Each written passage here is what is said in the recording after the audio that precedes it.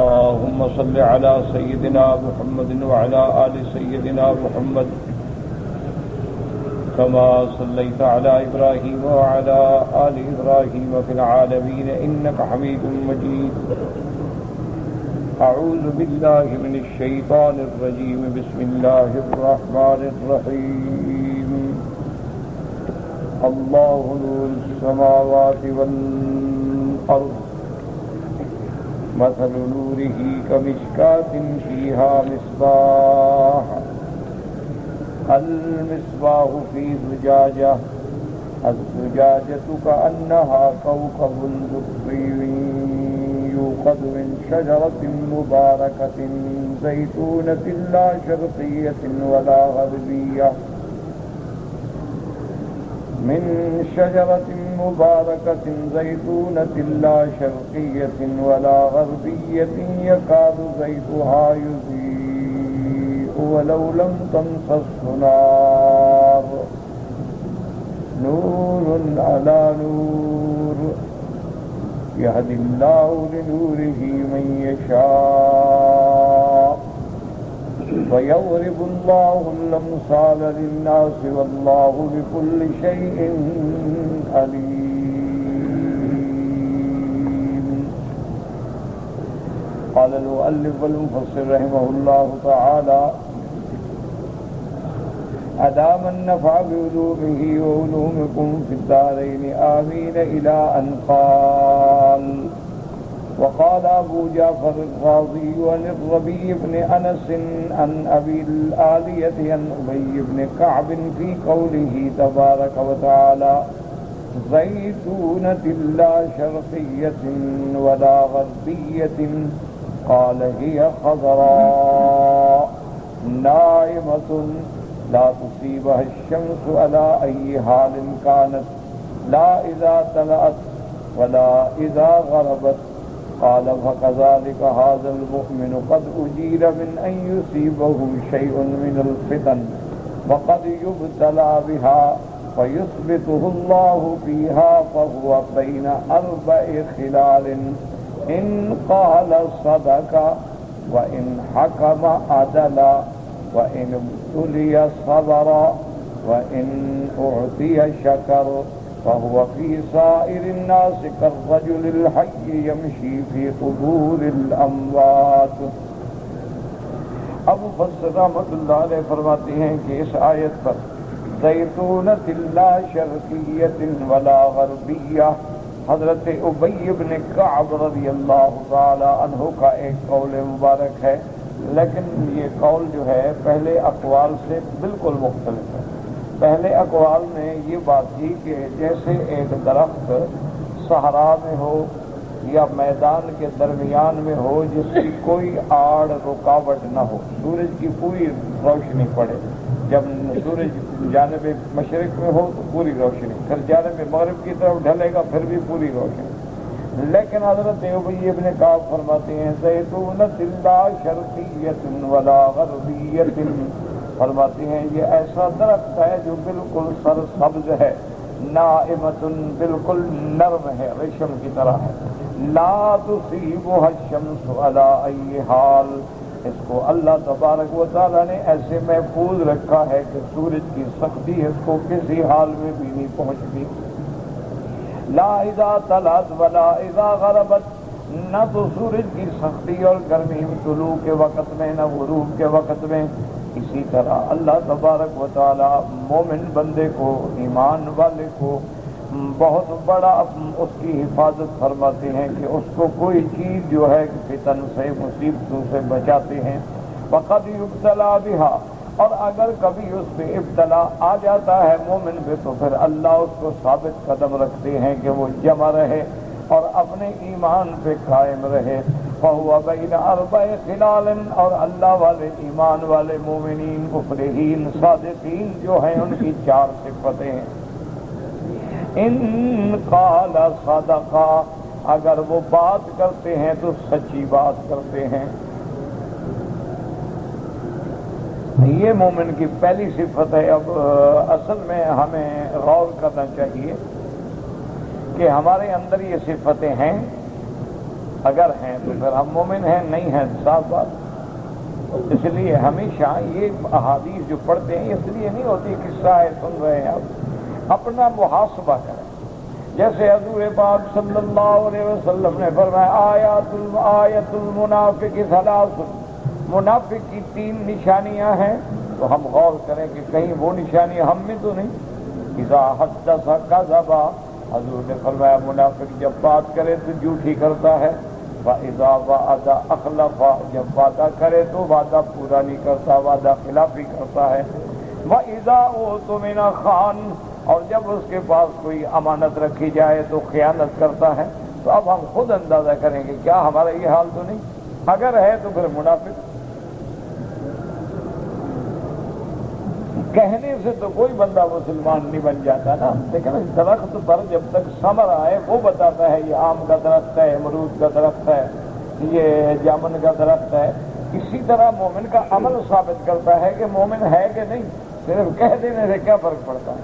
ایک آدمی کہتا رہے میں مسلمان ہوں، کہنے سے کیا ہو جائے گا؟ اصل بات اسی لیے محدثین نے اس کی جامع تعریف کی ہے کہ تصدیق بالقلب، کہ ایمان کے بارے میں پہلے دل میں تصدیق ہو، وَإِقْرَارٌ بِاللِّسَانِ، اور زبان سے اقرار ہو، وَعَمَلٌ بِالْأَرْكَانِ، اور تمام اعضاء جو ہیں اس کی گواہی دیں کہ ہر عضو جو ہے اللہ کی فرما برداری میں کام کر رہا ہے۔ اس لیے فرماتے ہیں کہ اب مومن کی صفت دیکھیں کیا ہمارے اندر یہ ہے، ان قال صدق، جب بات کرے تو سچی بات کرتا ہے، وَإِنْ حَكَمَ عَدَلَ، اگر 2 آدمیوں کے درمیان میں اس کو حکم بنا دو کہ فیصلہ کرو تو پھر عدل سے فیصلہ کر دو، پھر بالکل یہ رعایت نہیں کرتا کہ یہ میرے رشتہ دار ہیں اور بڑے آدمی ہیں یہ غریب آدمی نہیں، جو بھی ہوگا انصاف ہوگا۔ فرماتے ہیں وَإِنْ ابْتُلِيَ بِهِ صَبَرَ، اگر اللہ کی طرف سے کوئی مصیبت آ جائے، امتحان آ جائے، تو پھر یہ نہیں کہتے کہ جی ہمارا خدا ہوتا تو ہمیں بچا نہ لیتا، اور خدا نے ہمیں کیوں نہیں بچایا، خدا نے ہمیں کیوں پکڑ لیا، اس کو کیوں نہیں پکڑا۔ یہ اللہ کا امتحان ہے، اللہ کی تقدیر ہے۔ مومن کا کام ہے کہ ہر حال میں صبر کرے۔ اسی لیے اللہ پاک نے فرمایا وَبَشِّرِ الصَّابِرِينَ الَّذِينَ إِذَا أَصَابَتْهُم مُّصِيبَةٌ قَالُوا إِنَّا لِلَّهِ وَإِنَّا إِلَيْهِ رَاجِعُونَ أولئك عليهم صلوات من ربهم ورحمة وأولئك هم المهتدون۔ اللہ پاک نے فرمایا کہ خوشخبری دے دیں ان لوگوں کو جو مصیبتوں پہ صبر کرتے ہیں، وہ سمجھتے ہیں کہ مصیبت دینے والا بھی میرا رب ہے اور رحمت کرنے والا بھی میرا رب ہے، تو اب اگر اس نے مجھے تکلیف دی ہے تو اسی میں اس کی حکمتیں ہیں اور میرا اسی میں کوئی بہتری، اس لیے ہر حال میں راضی رہیں، ہر حال میں صبر کریں کہ اللہ کی طرف سے ابتلا، یہ نہیں ہوتا کہ ابتلا صرف گناہ گاروں پہ آئے، انبیاء پہ بھی ابتلا آتے ہیں، انبیاء تو معصوم ہوتے ہیں، انبیاء تو گناہوں سے پاک ہیں، لیکن اتنے بڑے بڑے ابتلا آئے کہ انبیاء کو قید میں ڈالا گیا، انبیاء کو پتھروں سے زخمی کیا گیا، انبیاء کو شہید کیا گیا، انبیاء کے سروں پہ آرے رکھ کے 2 ٹکڑے کر دیا گیا۔ تو اللہ کے انبیاء پر بھی ابتلا آئے ہیں، صدیقین پر بھی ابتلا آئے ہیں، صحابہ پر بھی ابتلا آئے ہیں، تابعین پر بھی ابتلا آئے ہیں، اولیاء اللہ پر بھی ابتلا آئے ہیں، بلکہ میرے محبوب فرماتے ہیں کہ جتنا شان بڑی ہوتی ہے اتنا ابتلا بھی بڑا ہوتا ہے۔ اشد بلاء الانبیاء، آپ نے فرمایا سب سے زیادہ مصیبتیں تو انبیاء پہ آتی ہیں، ثم الامثل فالامثل، پھر اس کے بعد جیسے جیسے مرتبہ ہوگا اتنی ہی اللہ تعالیٰ کی طرف سے امتحان۔ اب دیکھیں اہل بیت شہید ہو گئے تو کیا انہوں نے گناہ کیے تھے؟ اسی لیے ان کو پیاسا شہید کیا گیا۔ صحابہ شہید ہو گئے، ان کے ٹکڑے ٹکڑے ہو گئے، سیدنا حمزہ یعنی ابو رسول اللہ رحمت دو عالم کی چچا ہیں سیدنا حمزہ، لیکن صرف آپ کو شہید نہیں کیا گیا، آپ کے بدن کو ٹکڑے ٹکڑے کیا، آپ کا سینہ چاک کر کے اندر سے کلیجہ نکالا گیا، اور پھر بدبختوں نے آپ کی لاش مبارک پہ کھڑے ہو کے لاش کو مسخ کرنے کی کوشش کی۔ تو اب سیدنا حمزہ تو سید الشہداء ہے، لیکن کتنے بڑے امتحان سے گزر گئے۔ تو اس لیے یاد رکھیں کبھی مصیبت آتی ہے گناہوں کی وجہ سے، اور کبھی بلائیں اور مصیبتیں آتی ہیں اللہ کے امتحان کی طرف سے، ابتلا کی طرف سے۔ اور مومن کی شان یہ ہے کہ وہ ہر حال میں راضی برضا ہو، ہر حال میں اللہ کی تقدیر پہ راضی ہو کہ رضینا باللہ ربا وبالاسلام دینا وبمحمد صلی اللہ علیہ وسلم نبیا۔ اللہ کا ہر فیصلہ جو ہے وہ حق ہے، اور اللہ ارحم الراحمین ہے، اللہ احکم الحاکمین ہے۔ اس کا کوئی بھی فیصلہ بندے کے خلاف نہیں، بندے کی بھلائی میں ہوتا ہے۔ ہمیں چونکہ تکلیف پہنچتی ہے، ہم چیخ پڑتے ہیں، ہم صبر نہیں کر سکتے ہیں۔ اور میں اذا ابتلي ابتلي صبر وان اوتي شکر۔ اور اللہ تبارک و تعالیٰ اگر اس کو کوئی اپنی نعمت عطا فرمائے، اولاد عطا فرمائے، دولت عطا فرمائے، قوت عطا فرمائے، اقتدار عطا فرمائے، تو وہ اللہ کا شکر کرتے ہیں، اللہ تبارک و تعالیٰ کے نعمتوں پر شکر گزار ہوتے ہیں۔ شکر کا معنی یہ نہیں ہوتا کہ اگر آپ کو دولت ملے تو آپ کہیں یا اللہ تیرا لاکھ لاکھ شکر ہے اور نماز نہ پڑھیں، یہ شکر نہیں ہوتا، یہ تو اللہ کے عذاب کو دعوت دینے والی بات ہے۔ شکر کا معنی یہ ہوتا ہے کہ ہم اللہ کی عبادت میں اور زیادہ لگ جائیں، اللہ تبارک و تعالیٰ کی نعمتوں کو اللہ کے فرمان کے مطابق خرچ کریں، یہ ہے شکر۔ صرف زبان کی کلامی شکر ہو، ایک آدمی سارا دن کہتا رہے یا اللہ تیرا شکر، یا اللہ تیرا شکر، اذان ہو جائے نماز نہ پڑھے تو وہ تو امام احمد حنبل کے نزدیک کافر ہو جائے گا، شکر کیا فائدہ دے گا۔ شکر کا معنی یہ نہیں رہتا ہے کہ بس آدمی، شکر کا معنی یہ ہوتا ہے ایمان ہو، اللہ کی نعمتوں کو اللہ کی رضا میں خرچ کرے، اور اس کے بعد بھی ہر بات میں زبان سے کہے الحمدللہ کہ اللہ تیرا شکر ہے۔ اللہ نے اگر دولت دی ہے، زکوٰۃ دے رہا ہے، صدقات دے رہا ہے، خیرات دے رہا ہے، غریبوں کی مدد کر رہا ہے، مانا شکر کر رہا ہے، اللہ کی نعمتوں کا شکر کر رہا ہے۔ اور جب تم شکر کرتے ہو اللہ نعمتیں اور بڑھا دیتی ہیں، اللہ کا فیصلہ لئن شکرتم لازیدنکم ولئن کفرتم ان عذابی لشدید، کہ اگر ہم نے شکر کیا نعمتوں پر، اللہ فرماتی ہے میرا وعدہ ہے میں اور زیادہ دوں گا، اور اگر تم میری نافرمانی کرو گے تو پھر میرا عذاب بھی بڑا سخت ہے۔ فرماتے ہیں وہ فی سائر الناس، یہ مومن بندہ ایسے ہے کالرجل الحی، جیسے زندہ بندہ، یمشی فی قبور الاموات، جیسے ایک زندہ بندہ مردوں میں چل رہا ہو، یعنی مومن ایسے لوگوں میں پھرتا ہے کہ جن کے اندر ایمان نہیں تو گویا وہ میت ہے، وہ مردہ ہے، اور ایمان والا جو ہے وہ زندہ ہے۔ تو اس کی مثال ایسے ہوتی ہے، لیکن شرط یہ ہے کہ اس کے اندر یہ چاروں صفتیں پائی جائیں۔ قال ابن ابي حاتم حدثنا علي بن الحسين قال حدثنا مسدد قال حدثنا ابو عوانة عن ابي بشر عن سعيد بن جبير في قوله زيتونة لا شرقية ولا غربية۔ حضرت سعید بن جبیر فرماتے ہیں معنی یہ ہے ہی وسط الشجر لا تصيبها شرقا ولا غربا، یعنی یہ درختوں کے درمیان میں ہے اور اس کو سورج کی شدت جو ہے نہ شرق میں نہ غرب میں پہنچتی ہے۔ وقال عطیۃ لو لا شرقیۃ ولا غربیۃ قال هي شجرة في موضع من الشجر يرى ظل ثمرها في ورقها وهذه من الشجر لا تطلع عليه الشمس ولا تغرب۔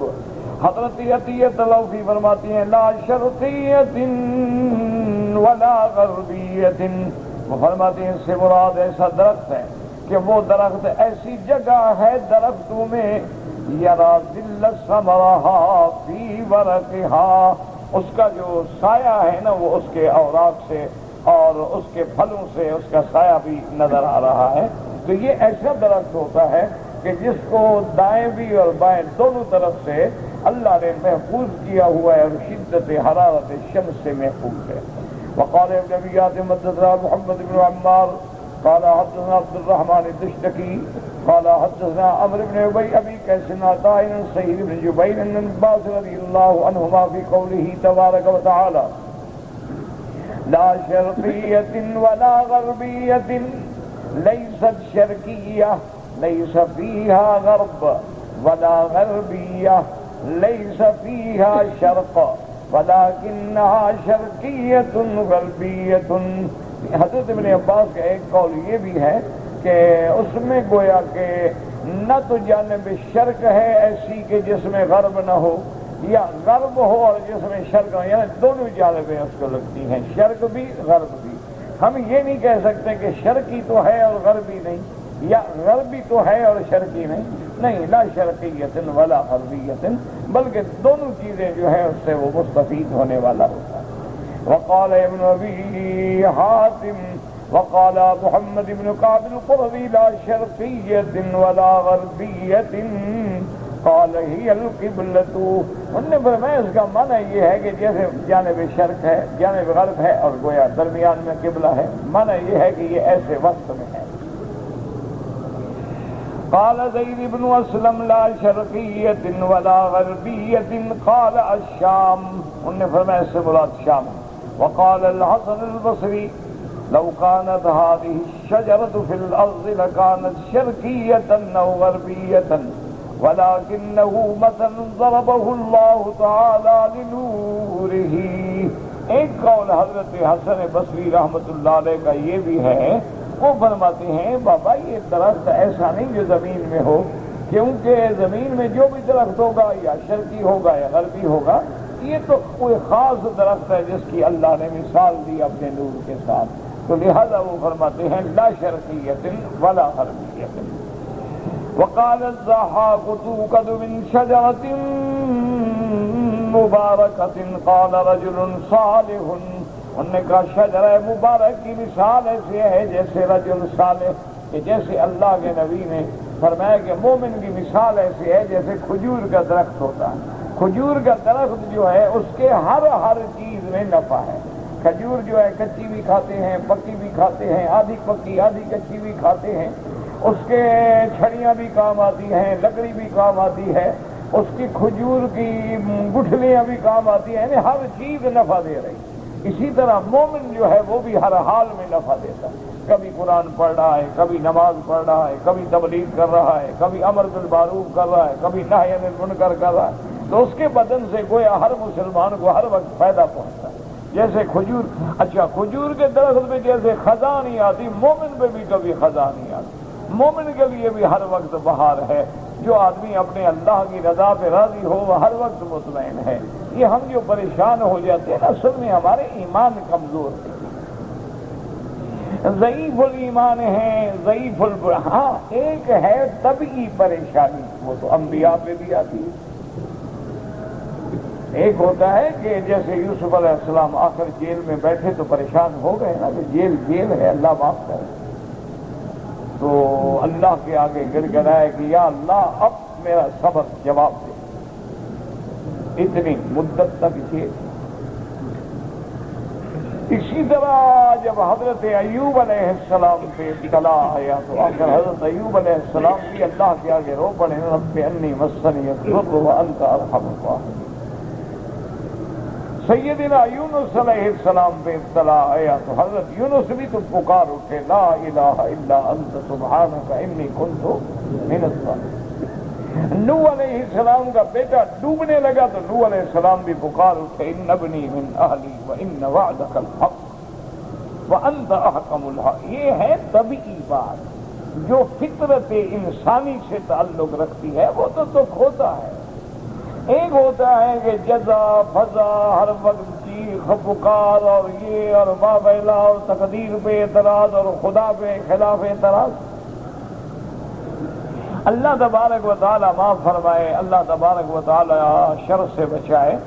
باقی ہے حضور پاک نے آنسو بہائے، حضور صلی اللہ علیہ وسلم پہ تکلیف آئی تو آپ کے آنسو مبارک بہے، تو یہ تو فطری بات ہے۔ حضور صلی اللہ علیہ وسلم جب طائف میں گئے اور دشمنوں نے آپ کو تکلیف پہنچائی تو حضور اللہ کے آگے دست بدعا اللہم الیک اشکو ضعف قوتی وقلت حیلتی وہوانی علی الناس۔ جب ابھی لہب کے بیٹے نے حضور کے سامنے گستاخی کی تو اللہ کے پیغمبر بھی جوش میں آ گئے، فرمایا اللہم سلط علیہ قلبا من خلاف۔ تو یہ تو طبیعی باتیں ہیں، فطری چیزیں ہیں۔ منع یہ ہے کہ آدمی حد سے نہ نکلے کہ حد سے نکلنے کا معنی کیا ہے کہ اللہ کے فیصلے پہ ناراض بیٹھا ہوا ہے، میرا بیٹا کیوں ایسا ہوا، میرا باپ کیوں مر گیا، میرا بھائی کیوں مر گیا، فلاں جگہ ہمارا حادثہ ہو گیا اور کیوں بچ گئے، اللہ کے فیصلے، اس میں کسی کا کیا دخل؟ اللہ تبارک و تعالیٰ جو چاہتے ہیں اس کی حکمتیں ہیں، اور کوئی کام ان کا حکمت کے بغیر نہیں ہوتا ہے، ہر چیز میں اللہ کی حکمتیں ہیں۔ اللہ تبارک و تعالیٰ اپنے قیامت کے نمونے بھی دکھاتے ہیں نا، کہ تم جو انکار کرتے ہو قیامت کیسے ہوگی، یہ آسمان زمین کیسے پھٹے گا، سیکنڈ لگے دیکھ لو کہ پہاڑ ہل گئے۔ اس لیے فرماتے ہیں کہ منع یہ ہے توقد من شجرۃ مبارکۃ سے مراد کیا ہے رجل صالح زیتونۃ لا شرقیۃ ولا غربیۃ، کیا مانا؟ وہ فرماتے تھے لا یہودی ولا نصرانی۔ ایک قول مبارک یہ ہے کہ وہ رجل مومن ہے، مسلمان ہے، نہ یہودی ہے نہ نصرانی ہے۔ وأولى هذه الأقوال والقول الأول وهو أنها في مستوى من الأرض في مكان فصيح بعد ظاهر للشمس فقرأه من أول النهار إلى آخره ليكون ذلك أصفى لزيتها وألطف كما قال غير واحد ممن تقدم۔ لیکن مفسر رحمت اللہ علیہ حضرت حافظ ابن کثیر رحمت اللہ علیہ فرماتے ہیں سارے اقوال نقل کرنے کے بعد کہ راجح قول یہ ہے کہ اس درخت سے مراد وہ درخت ہے جو کسی زمین کے درمیان میں ہے، ایسی جگہ پہ ہے جو کھلی ہے، واضح ہے، ظاہر ہے، جس پہ ہر حال میں سورج کی شعاعیں صبح کو بھی شام کو بھی پڑتی ہیں، تاکہ جب زیادہ سے زیادہ سورج پڑتا ہے تو اس کے تیل کے اندر ایک صفائی پیدا ہوتی ہے، اس کے اندر ایک لطافت پیدا ہوتی ہے۔ تو یہی قول راجح ہے، باقی اقوال بھی علماء نقل کرتے ہیں، لیکن دیانتدار علماء، دیانتدار محدثین مفسرین کا کمال یہی ہوتا ہے، وہ کہتے ہیں ہاں فلاں نے یہ بھی کہا، یہ بھی کہا، یہ بھی کہا، لیکن ہماری تحقیق میں راجح بات جو ہے وہ یہ۔ وَلِهَذَا قَالَ تَبَارَكَ وَتَعَالَى يَكَادُ زَيْتُهَا يُضِيءُ، اس کا تیل ایسے ہے جیسے معلوم ہوتا ہے کہ بغیر آگ کے دکھلائے بھی روشن ہو جائے گا۔ یکاد زیتھا یضیء ولو لم تمسسہ نار، چاہے اس کو آگ نہ دکھائیں وہ تیل اتنا روشن ہے، اتنا چمک رہا ہے، معلوم ہوتا ہے تو بغیر آگ دکھائے بھی بھڑک اٹھے گا، بالکل روشن ہو جائے گا۔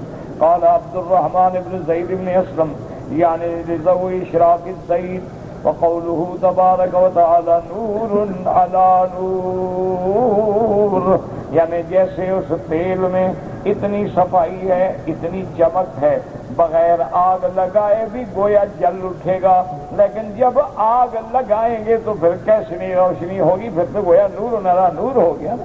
ایک اصل نور تو اس کے اندر موجود تھا بغیر آگ کے، پھر جب آگ کا نور آیا تو اب دو نور اکٹھے ہو گئے۔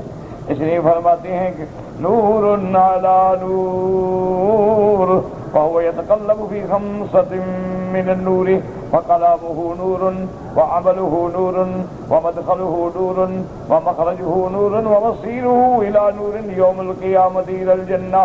اس لیے مفسر رحمت اللہ علیہ فرماتے ہیں کہ مومن کی شان یہ ہے کہ نور پہ نور ہے، کیونکہ مومن جو ہے اس کے پاس 5 نور ہوتے ہیں۔ کلامہ نور، مومن کا کلام جو ہے وہ بھی نور ہوتا ہے، کیوں؟ یا تو وہ قرآن پڑھے گا، ذکر کرے گا، حدیث پڑھے گا، یا سچی بات کرے گا تو گویا وہ بھی نور ہے۔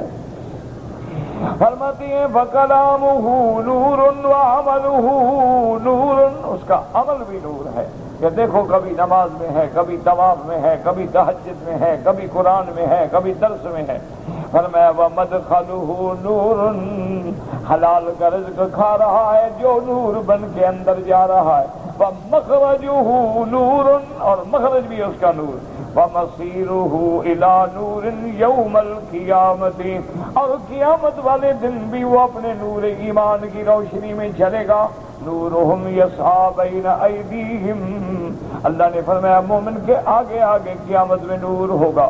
اور حدیث مبارک میں آتا ہے کہ بعض مومنوں کا نور تو ایسے ہوگا جیسے زمین سے آسمان تک نور کی شمع کھڑی ہوئی ہو، اور بعض لوگوں کا ایسے ہوگا جیسے قد کے برابر ہے، اور ادنا مومن جو ہے اس کے بھی پاؤں کے انگوٹھے میں نور ہوگا، جس روشنی میں وہ سفر اپنا طے کر لے گا۔ اس لیے فرماتی ہیں کہ مومن ہر حال میں نور ہے، وضو کرے تو نور، نماز پڑھے تو نور، بات کرے تو نور، قرآن پڑھے تو نور، حلال کھائے تو نور۔ مومن کا تو ہر حال میں نور۔ اب خود اندازہ کرو، جب مومن گالی دے تو وہ کیا بنے گا؟ وہ بھی نور ہوگا۔ جھوٹ بولے، حرام کھائے، سود کھائے، رشوت کھائے، لوگوں کے مال ظلم سے کھا جائے، پی جائے، ہضم کر جائے، ڈکار بھی نہ لے، خود سمجھ لو نا، پھر وہ تو اندھیرے ہی اندھیرے۔ اسی لیے یاد رکھو کہ جب آدمی حرام کا رزق کھاتا ہے دل میں اندھیرا ہو، سیاہی، نور ایمان ختم، پھر اس کو اچھی بات کا پتہ ہی نہیں۔ اب دیکھو نا، مثال اس کی چھوٹی سی دیکھ لیں کہ جس عورت نے بغیر پردے کے، بغیر دوپٹے کے، بغیر حجاب کے گھر سے باہر قدم نہ رکھا ہو، اس کو آپ دوپٹہ اتار کے کہیں کہ باہر نکلو تو وہ ایک قدم بھی نہیں اٹھا سکے۔ میں کیسے جاؤں، میں کیسے جاؤں، دوپٹہ نہیں ہے، میرے بال کھلے ہیں۔ اور جس کو الحمدللہ 4 سال سے تم نے بغیر دوپٹے کے تہذیب سکھائی ہے، وہ تو انشاءاللہ بالغ ہو کر بھی دوپٹہ نہیں رکھے گی، سر میں درد ہو جائے گا۔ جس عورت نے کبھی بیوٹی پارلر وغیرہ میں جا کے بال نہیں کٹوائے، اس کو کہو بال کٹواؤ، کہے گی میں مر جاؤں گی، بال کٹوا لوں۔ اللہ نے مجھے بال دیے ہیں، میری عزت ہے، میری عظمت ہے، میرا حسن ہے۔ اور جو عادی ہیں وہ جناب ہر ہفتے وہاں بیٹھی ہیں، کبھی فیشیل ہو رہا ہے، کبھی بال کٹنگ ہو رہی ہے، کبھی جناب آنکھوں کے لینز بدلے جا رہے ہیں، کبھی پپلیوں کے رنگ بدلے جا رہے ہیں کہ جیسا سوٹ ہو آنکھوں پر وہی رنگ ہو، وہی شیڈ، اور بڑے فخر سے باہر نکلتی ہیں۔ یہ بھی نہیں دیکھتی کہ اللہ کی لعنت برس رہی۔ اور احساس ہی نہیں، دل سیاہ ہو گیا ہے، احساس کس کو ہو؟ جب بندے کا دل سیاہ ہو جائے، احساس کس بات کا؟ آدمی خدا نہ کرے، خدا نہ کرے، پہلی دفعہ گناہ کرے نا، پاؤں کانپ رہے ہوتے ہیں، جب میں گناہ پتہ نہیں کیا ہوگا کیا ہو، دوسرے دفعہ ٹھیک ہو گیا، دل سیاہ ہو گیا۔ آپ کیوں؟ حضور نے فرمایا لم تستحی فاصنع ما شئت، بھائی نہیں جو چاہو کرو۔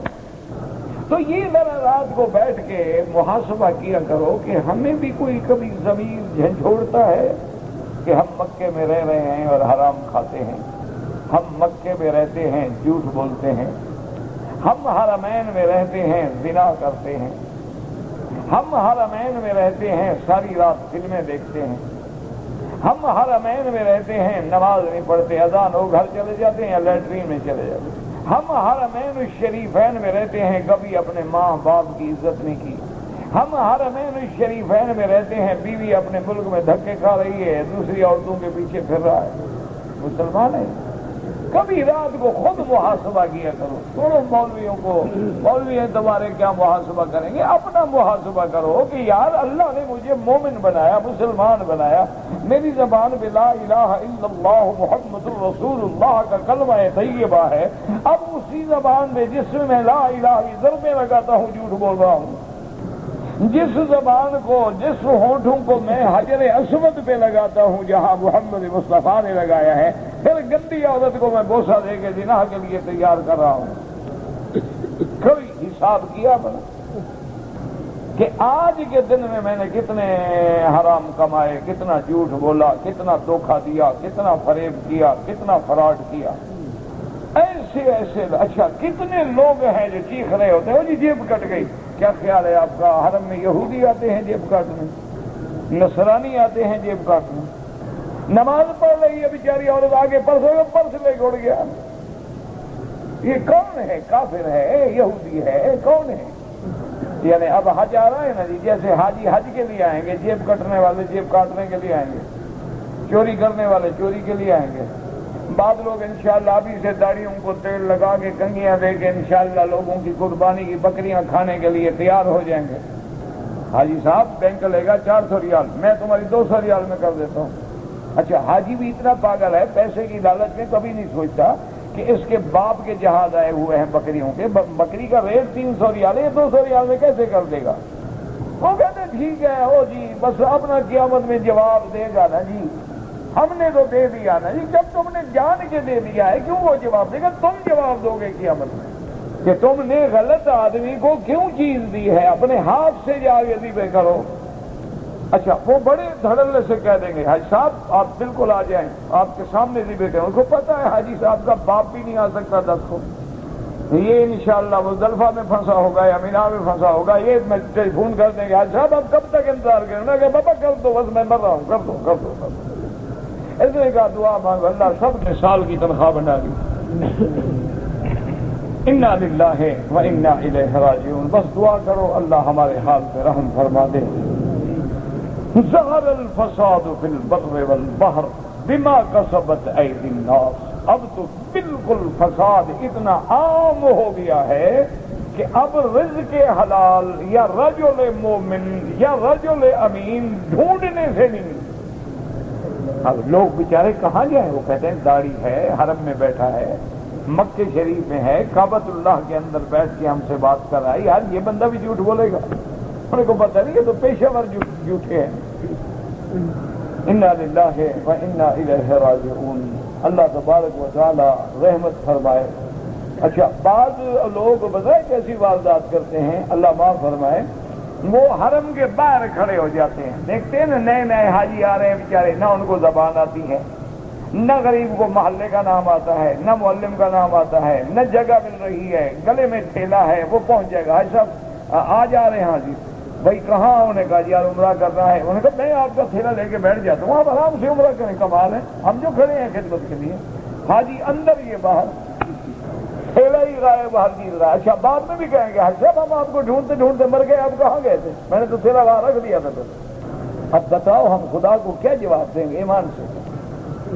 یعنی میرا اپنا آپ کو ایک قصہ سناتا ہوں۔ میرا ایک دوست آیا وہ امریکہ سے، وہ بیچارہ پہلے بھی مجھے بڑے ٹیلی فون کرتا رہا، حضرت کچھ بتائیں میں آپ کے لیے کیا لے آؤں؟ میں نے کہا بھائی بس اللہ آپ کو خیریت سے لے آئے، اللہ آپ کو حج نصیب فرمائے، بس الحمدللہ دعا کیا کرو، دعا سے بڑی کوئی نعمت ہے نہیں حضرت، آپ حکم فرمائیں اور حکم فرمائیں۔ میں نے کہا میں یار کوئی چیز میرے دماغ میں نہیں، نہ ضرورت ہے، کوئی مجھے ضرورت ہو میں بتا دوں، نہیں ہمیں کیا کروں؟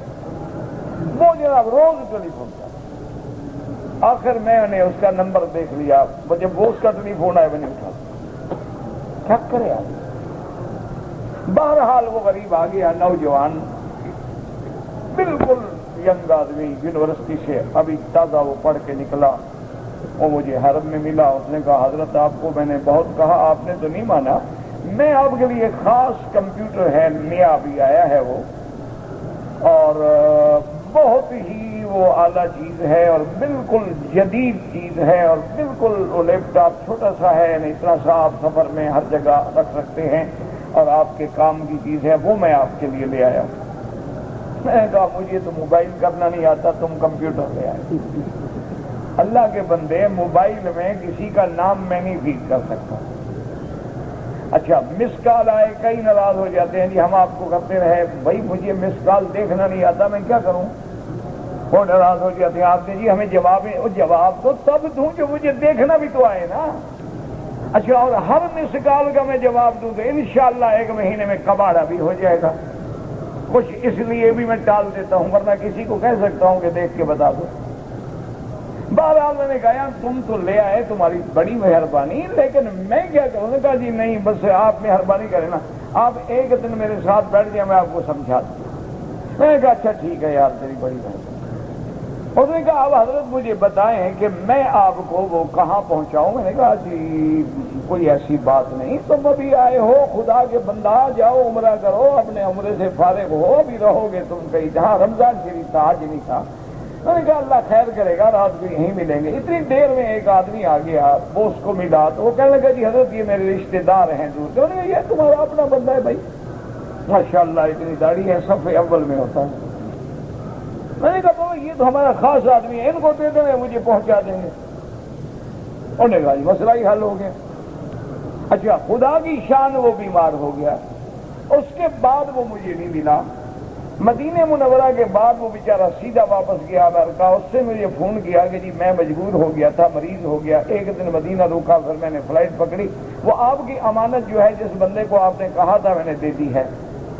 میں نے کہا تو فکر نہ کرو یار، وہ تو بڑا اللہ والا آدمی ہے، وہ تو سمجھو بس ہمارے گھر آ گئی، وہ جناب پہلے تو وہ آدمی مجھے 1 مہینہ نظر ہی نہیں آیا، 1 مہینے کے بعد اتفاقاً مل گیا۔ انہوں نے کہا حضرت وہ میرے پاس میری امانت ہے۔ اب ہاں وہ حضرت بالکل ٹائم ہی نہیں ملا، بس مجبوری ہے، کچھ ملازمت ہے، کچھ ایسی ڈیوٹی ہے، کچھ ایسے حالات ہیں۔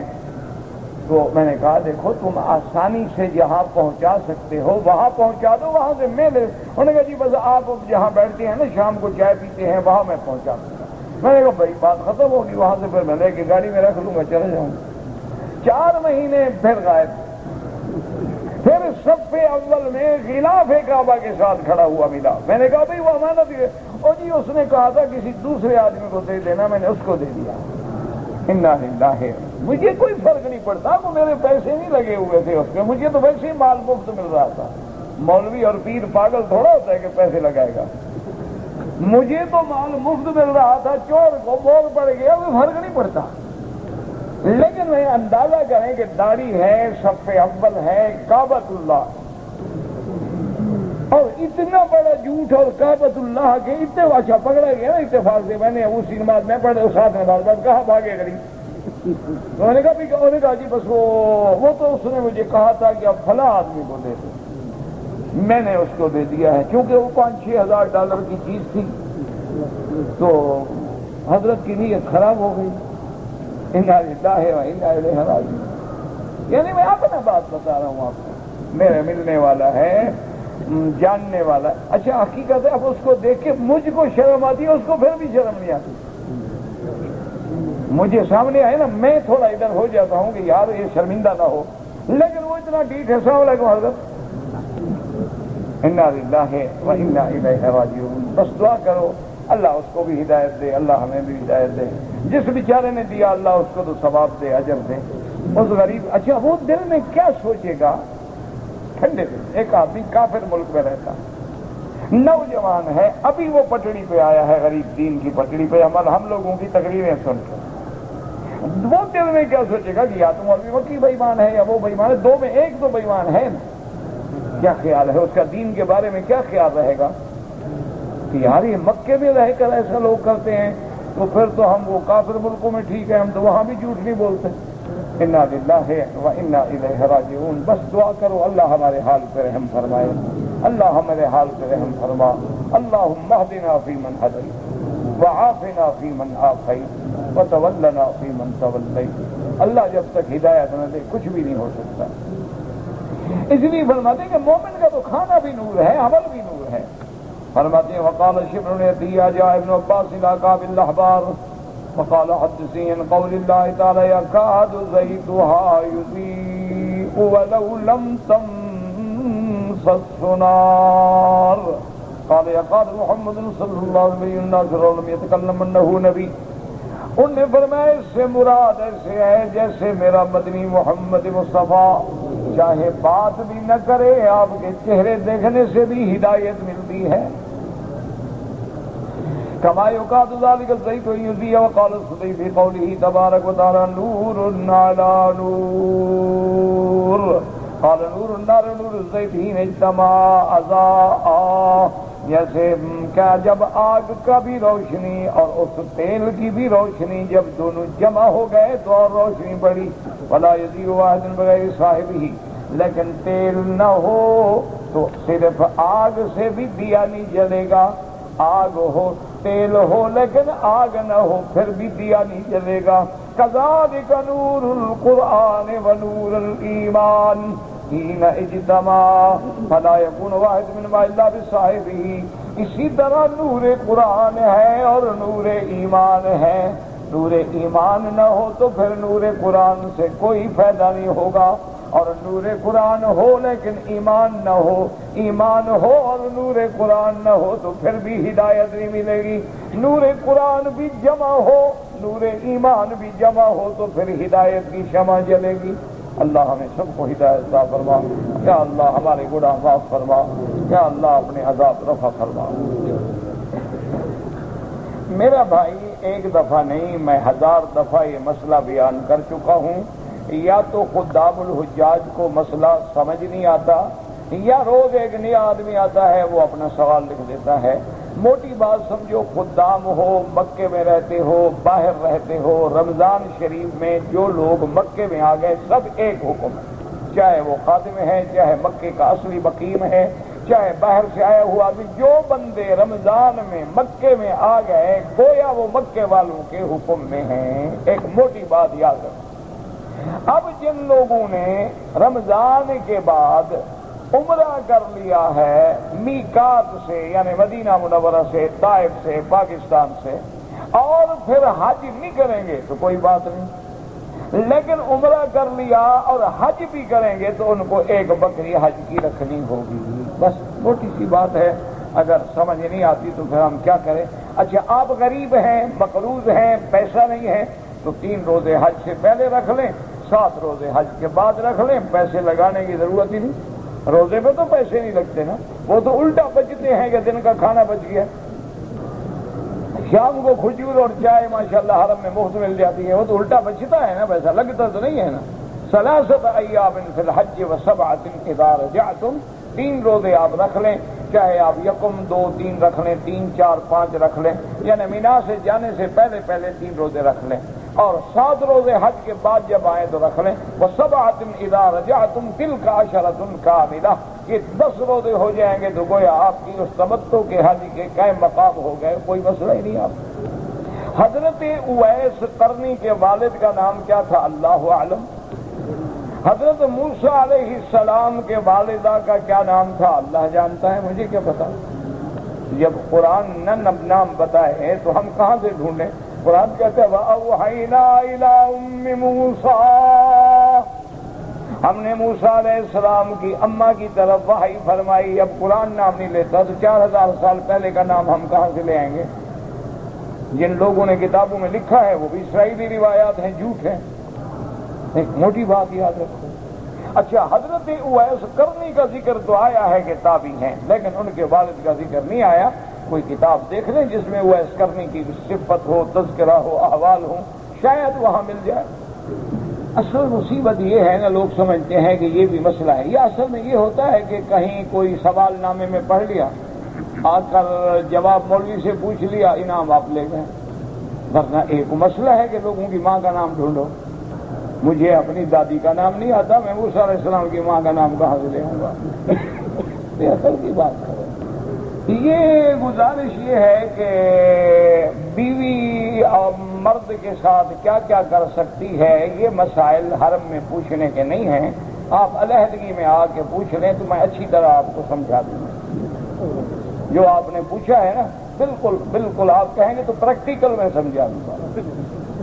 کیا آپ کو حرم میں مسئلے اس قسم کے پوچھتے ہوئے شرم نہیں آتی کہ مرد عورت کا کیا چوز سکتا ہے اور عورت کیا چوز سکتی ہے؟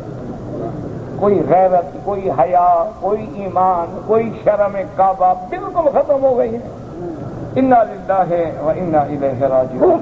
یا اللہ رحم فرما، رحم فرما، رحم فرما۔ پتہ نہیں ہم حضور کی امت کہاں جا رہے ہیں۔ کہتے جی کہ ہمارے ساتھی ہے، وہ کہتا ہے کہ ہمارے پیر صاحب نے حضور صلی اللہ علیہ وسلم سے ہاتھ ملایا ہے۔ کیا مطلب؟ یعنی اس کی عمر 1600 سال ہے نا، پیر کی عمر ہے 80 سال۔ حضور کی وفات مبارک کو کتنا عرصہ ہو گیا؟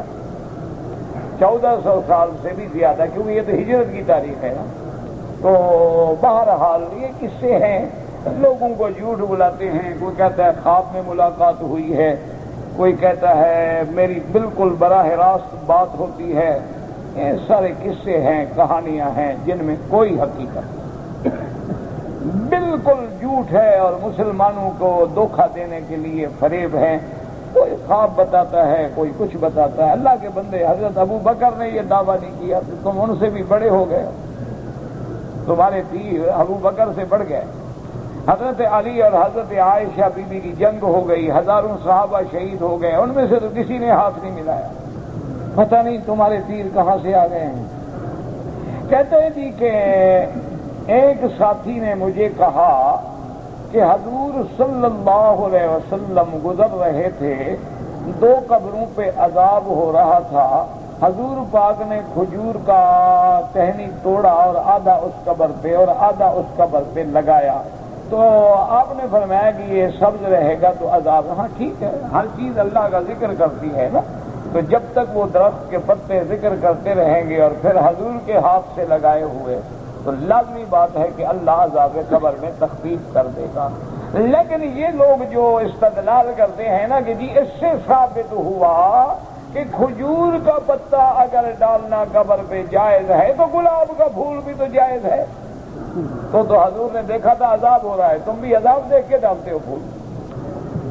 خدا کا خوف کرو اور پھر جو برکت میرے مدنی کے ہاتھ میں ہے وہ تیرے ہاتھ میں ہے.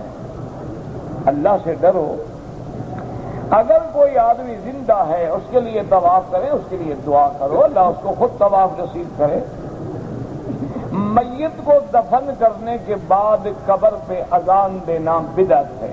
اگر سنت ہوتی تو صحابہ دیتے، حضور پاک دیتے، بلال دیتے.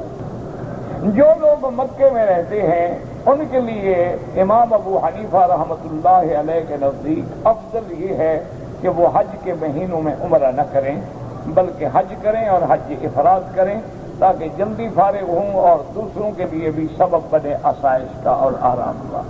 بہرحال اگر عمرہ کریں گے تو پھر دمیں تبتو دینی ہوگی. کہتے جی کہ بچپن کی عمر میں جب بچے چھوٹے ہوتے ہیں ماں باپ ان کا نکاح کر دیتے ہیں، وہ نکاح ہو جاتا ہے کیونکہ ماں باپ ولی ہے. گو اصولاً ایسا نہیں کرنا چاہیے لیکن کر دیں گے تو ہو جائے گا. ورنہ اصول یہ ہے کہ ماں باپ ایسی زیادتی نہ کریں. ہو سکتا ہے بڑے ہونے کے بعد کیا واقعات پیدا ہوں، جھگڑے ہو جائیں، دونوں میں سے کسی کی شکل بگڑ جائے، دونوں میں سے کسی کو کوئی ایسی بیماری لگ جائے، تو ایسی باتیں بالکل نہ کریں. لیکن چونکہ اللہ نے والدین کو ولی بنایا ہے، حق ہے اگر کر دیں تو نکاح ہو جائے گا.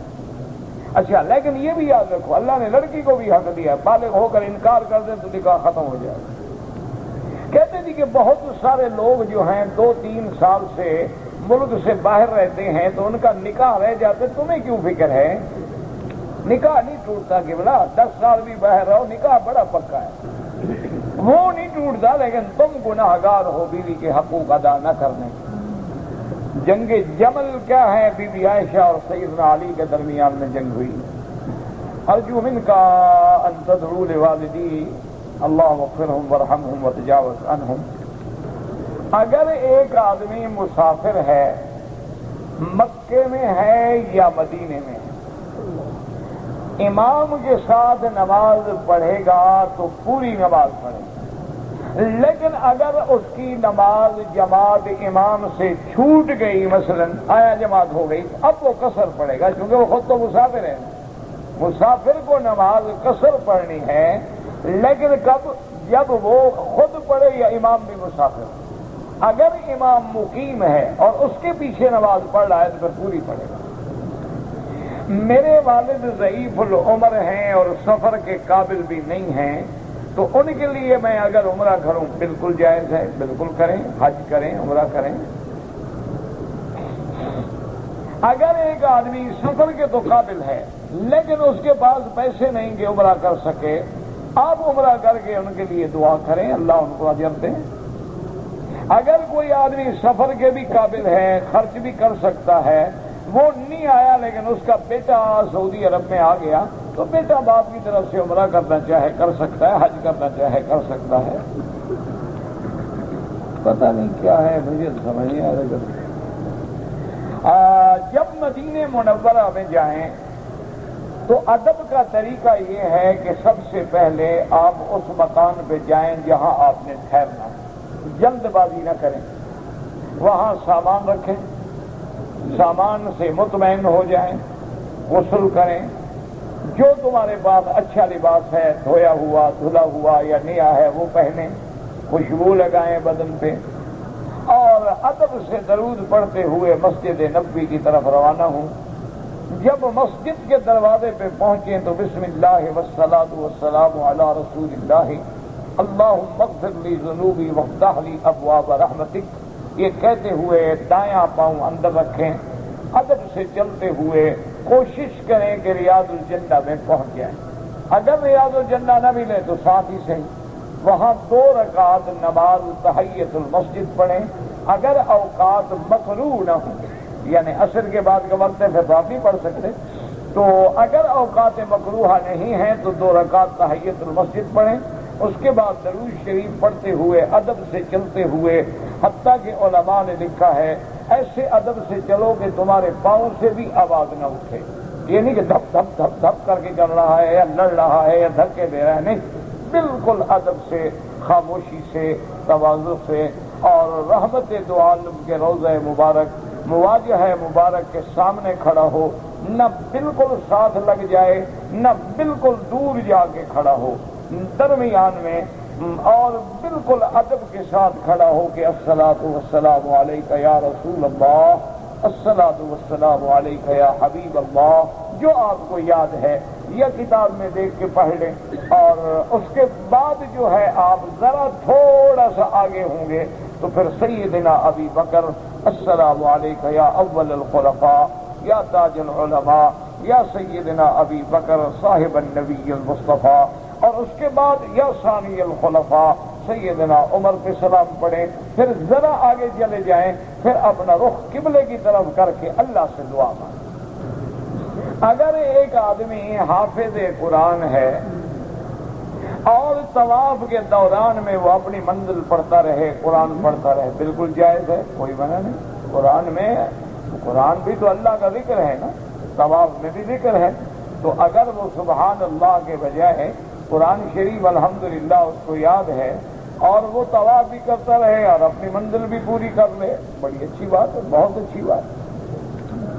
کہتے جی کہ ہمارے پاس موٹر سائیکلوں کی دکان ہے، اگر مثلا ہم نقد بیچیں تو 25,000 روپے اور ادھار بیچیں تو 50,000 روپے پہ ہم بیچتے ہیں، یہ جائز ہے؟ ہاں جائز، لیکن بالکل اتنا بھی نہ کرو کہ 25 کے 50 لے لو۔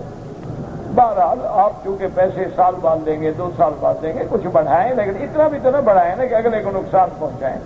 بہر صورت یہ طریقہ جو ہے جائز ہے، لیکن اس شرط پہ کہ جو آدمی تمہیں نقد پیسے دے دے تو اس کو بھی دے دو، لیکن تم کو نہیں جی نہیں ہم نقد تو نہیں بیچتے، ہم تو صرف ادھار والی بیچتے ہیں، تو پھر نہ جائز۔